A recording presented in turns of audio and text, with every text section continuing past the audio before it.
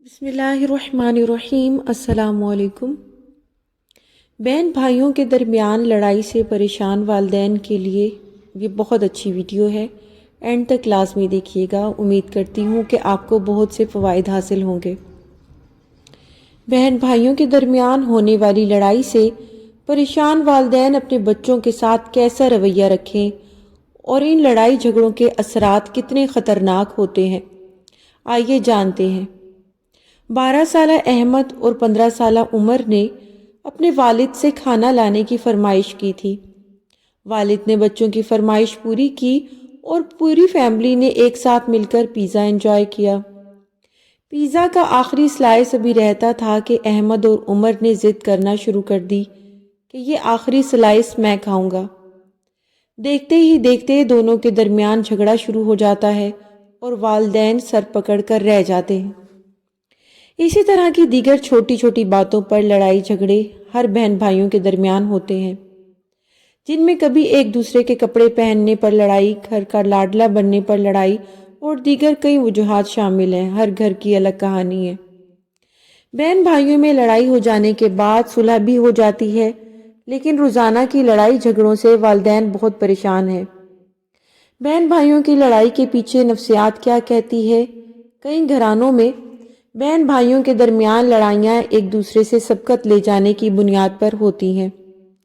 والدین کی پہلی اولاد ان کا بڑا ذریعہ اور سکون کا باعث ہوتے ہیں، لیکن دوسری اولاد آ جانے کے بعد دونوں بچے ہر معاملے میں ایک دوسرے سے مقابلہ کرنے لگتے ہیں، کیونکہ پہلی اولاد کو محسوس ہونے لگتا ہے کہ اس پر والدین کی توجہ کم ہو گئی ہے۔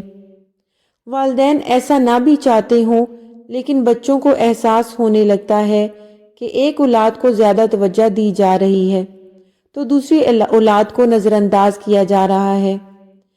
ماہرین کا کہنا ہے کہ بہن بھائیوں کے درمیان مقابلہ مستقبل میں دشمنی میں بدل سکتا ہے، تاہم ہر مقابلہ منفی نہیں ہونا چاہیے۔ کئی بچے ایسا کرنے سے زیادہ محنت کرنے پر مجبور ہو جاتے ہیں، لیکن اگر یہ مقابلہ ایک حد سے بے قابو ہو جائے تو رشتے میں دراڑیں بھی آ سکتی ہیں۔ تاہم ایسی کسی بھی صورتحال سے نمٹنے کے لیے والدین کو کوشش کرنی چاہیے کہ اولاد کے درمیان فرق نہ کریں، ہر کسی سے برابری کا برتاؤ کریں اور مسائل کو غصے کے بجائے خوش اسلوبی سے حل کرنے کی کوشش کریں، اور یہ کرنا والدین کے لیے بہت بڑا چیلنج ثابت ہو سکتا ہے۔ برابری کی بنیاد پر تعریف کریں۔ چوائس پوائنٹ کے clinic director Jordan master Domingo کہتے ہیں کہ بچوں میں لڑنے کے امکانات کم ہو جاتے ہیں جب وہ محسوس کرتے ہیں کہ والدین ہر اولاد کی انفرادی بنیاد پر تعریف کرتے ہیں۔ اگر ایک بچہ باہر کھیلنا پسند کرتا ہے تو آپ بھی ان کے ساتھ باہر کھیلیں۔ اگر دوسرا بچہ اپنی پسندیدہ کتاب پڑھنے کے لیے گھر میں وقت گزارنا پسند کرتا ہے تو آپ بھی اس کے پاس بیٹھ جائیں۔ اس بات کو یقینی بنائیں کہ ہر بچے کی اپنی صلاحیت اور خوبی الگ ہوتی ہے۔ بچے کی ایک خصوصیت یا صلاحیت کی بنیاد پر اس پر لیبل لگانا بھی غلط ہے۔ اس سے دوسرے بچے کو احساس کمتری کا احساس ہو سکتا ہے۔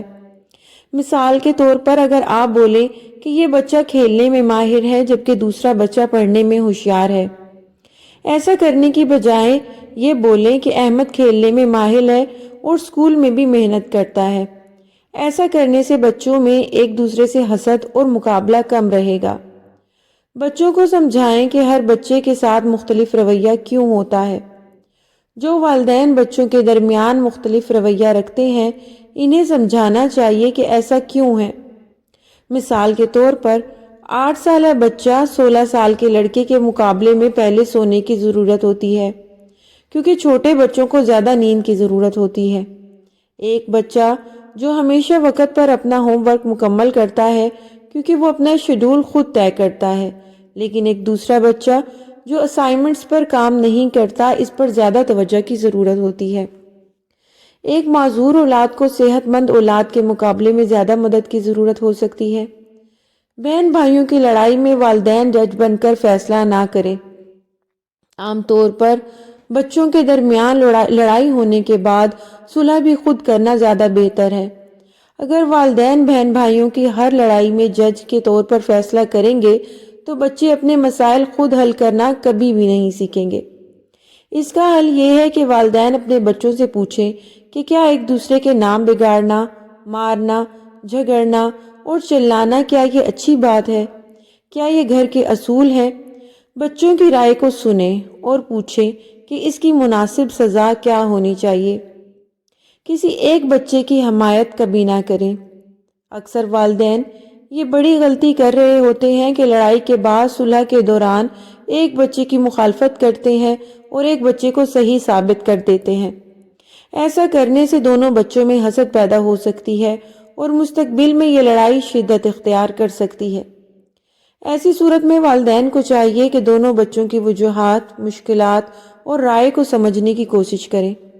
والدین اپنا غصہ کنٹرول میں رکھتے ہوئے اطمینان سے بات کو سمجھائیں۔ بحث کرنے کی بجائے بچوں کی رائے کا احترام کریں اور اپنی بات بھی آرام سے منوائیں۔ یاد رکھیں، یہ بات یاد لازمی رکھیں کہ بہن بھائیوں کے درمیان جھگڑے ہر گھر میں عام سی بات ہے، لیکن اس بات کا دھیان رکھیں کہ مستقبل میں یہ لڑائی دشمنی کا سبب نہ بنے، کیونکہ میں نے بہت سے ایسے گھرانے دیکھے ہیں جہاں پر بچپن کی لڑائیاں بڑے ہو کر دشمنی میں تبدیل ہو جاتی ہیں۔